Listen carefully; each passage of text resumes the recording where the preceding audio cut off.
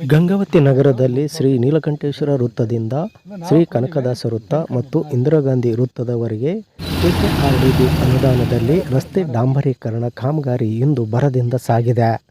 ಗಂಗಾವತಿ ನಗರದಲ್ಲಿ ಇತ್ತೀಚಿನ ದಿನಗಳ ರಸ್ತೆ ಹದಗೆಟ್ಟ ಹಿನ್ನೆಲೆಯಲ್ಲಿ ಇಂದು ಗಂಗಾವತಿ ಶಾಸಕ ಜನಾರ್ದನ್ ರೆಡ್ಡಿ ಅವರ ಗುಣಮಟ್ಟದ ಕಾಮಗಾರಿ ಮಾಡುವಲ್ಲಿ ಈ ಒಂದು ರಸ್ತೆ ಡಾಂಬರೀಕರಣವನ್ನು ವೀಕ್ಷಿಸಿದರು.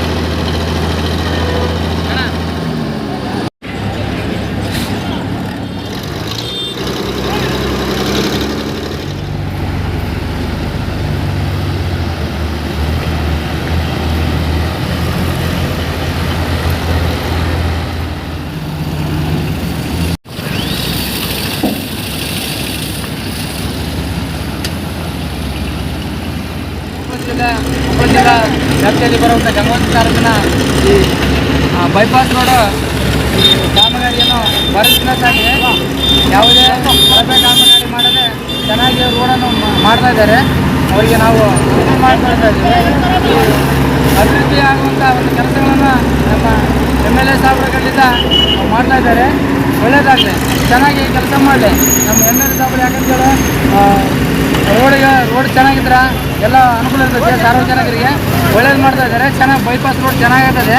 ಬಟ್ ಹಗಲನ್ನು ಮಾಡಿದ್ದಾರೆ, ಯಾಕಂದ್ರೆ ವಿಸ್ತೀರ್ಣ ಮಾಡಿದ್ದಾರೆ, ಚೆನ್ನಾಗಿ ಮಾಡ್ತಾ ಇದ್ದಾರೆ. ಒಳ್ಳೆಯದಾಗಲಿ. ಜೈ ಭೀಮ. ನಾವು ನಾಗರಾಜ್ ಕಡಿಮೆ ಅಂತೇಳಿ ಭೀಮಾ ಪ್ರಜೆ ಸಂಘಟನೆ ಜಿಲ್ಲಾಧ್ಯಕ್ಷ.